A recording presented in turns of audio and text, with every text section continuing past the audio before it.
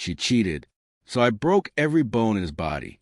He stole my wife, thought I'd roll over, thought my loyalty made me weak. But he didn't know I'd spent 25 years building more than just a garage. I built a legacy, a family, and a fire that no snake in a suit could ever extinguish.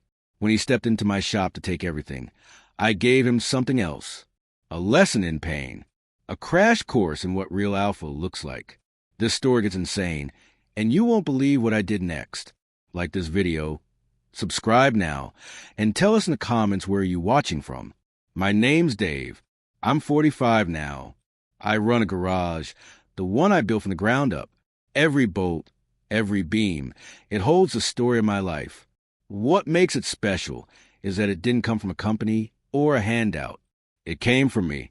My past started when I was just 18. I spent 7 years sweating under the roof of my uncle's garage. Saved every penny I could. Eventually, I had enough to open my own shop. Those first years, brutal, but I gave it everything. My heart, my energy, all of me, and in the 30 years that followed, that little shop grew bigger than I could have ever imagined. Did love ever find me? Yes, it did. Her name was Lily. We crossed paths in an auto expo while she was still in university. Right away, something just clicked.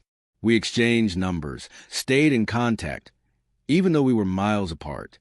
A few months later, she came over for the first time. It felt different, like something real had just started. But soon after, her world came crashing down. She lost both her parents, and she nearly had to abandon school. I couldn't watch her fall apart. So I stepped in, used all my savings to make sure she could graduate. She broke down in tears, holding me tight, overwhelmed with gratitude. 5 years passed. Lily moved in. Life felt whole. She got a job at a nearby law firm.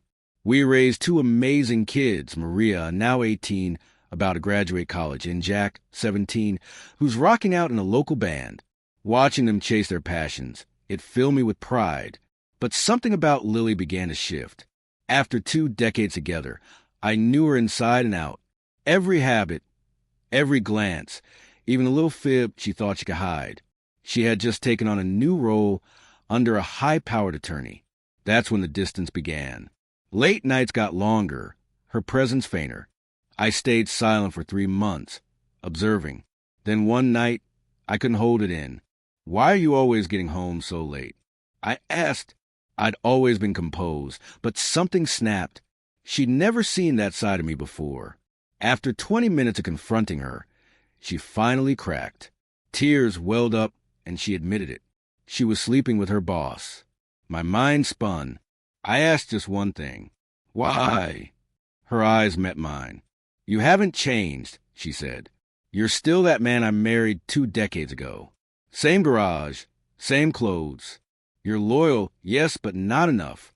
I want a man who mirrors my ambition. Someone who leads, someone alpha." Her words hit like a freight train, but I wasn't about to let her rewrite the story of who I was. So I said, "You're leaving me after 25 years because I don't look the part at your cocktail parties? Because I'm not loud, controlling, or violent enough for your new image?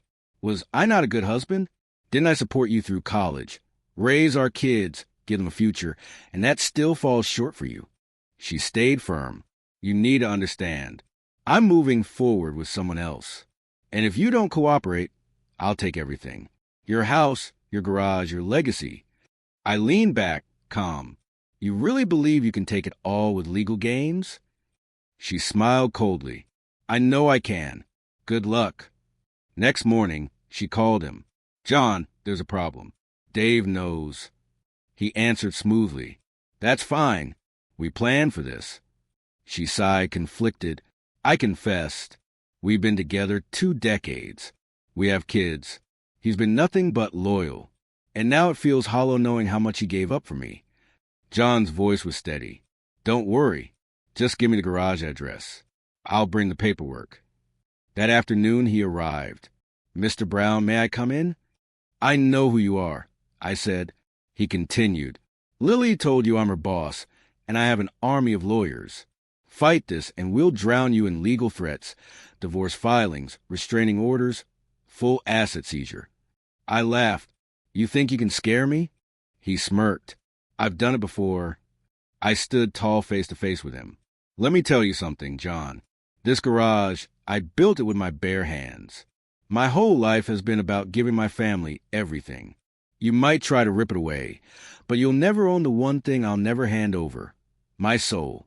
For 45 years, I've stood strong, and that's not changing now. John hesitated for a second, then composed himself again. We'll see. As I watched him leave, I knew this wasn't over, but I was ready. This war was just getting started. He told me earlier, you should have been more dominant with her, not soft and charming. You needed to take charge to be the kind of man who sets the rules. That's how I won her from you. I stepped forward, and then I struck. My fist collided with his jaw hard. The crunch of bone and teeth was unmistakable. He collapsed to the floor, dazed and stunned, his back against the garage wall. Disbelief smeared across what was left of his pride.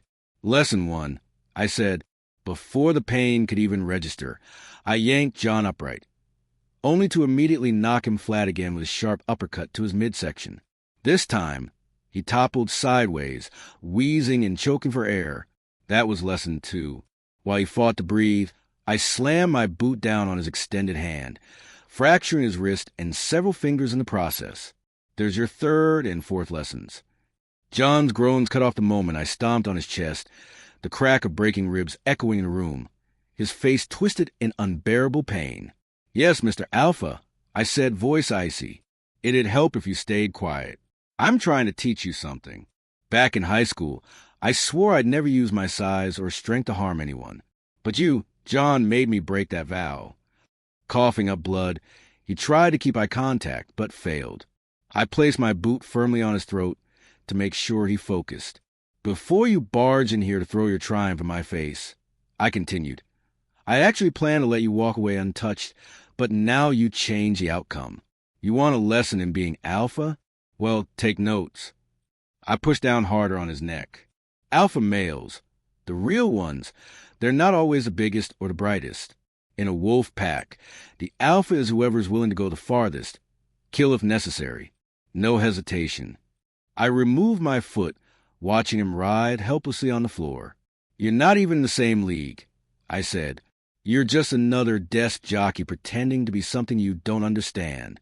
He squirmed on the ground, and I went on. You've got choices, John.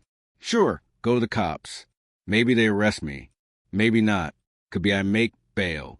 Or maybe they don't even pin this on me. Worst case scenario, I do 5 years.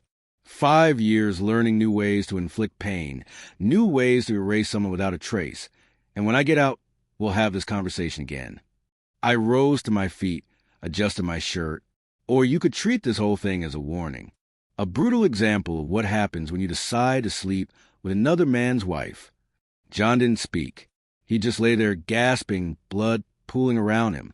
Now get the hell out of my workshop, I said coldly. That night, Lily called John. John, I'm still waiting at the office. I thought you'd be back by now. What's going on? His voice came through faint and broken. I've been moved to a different ward. I'm at the hospital. Lily went silent in shock. What happened? Was it crash? John hesitated. No, I underestimated your husband. I thought I could handle him. That was a mistake. He broke my nose, crushed my hand, some ribs, maybe even my cheekbone. That's not possible, Lily said in disbelief. Dave's never been the violent type. John let out a painful cough. You're welcome to see the x-rays if you don't believe me. I need to go. The meds are kicking in. The following night, Lily was stranded on a remote road. Her credit cards had been declined, her wallet emptied, and her car out of gas.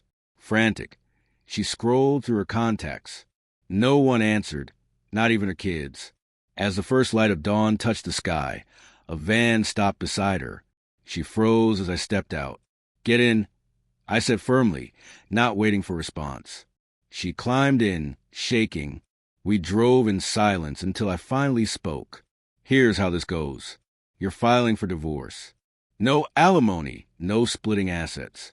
Everything I earned remains mine. Lily nodded, lips trembling. You'll keep what's yours. I said, I don't care what you put on the papers, but once this is done, you're leaving town. My kids can visit you if they choose, but never in my presence." She stared at me pale. "And if your things are out of the house by 11 a.m. tomorrow," I added, "they'll be burned." 5 days later, the signed documents were on my desk. A few months after that, I was officially divorced. Do I have regrets? Maybe. Maybe I regret that my marriage crumbled.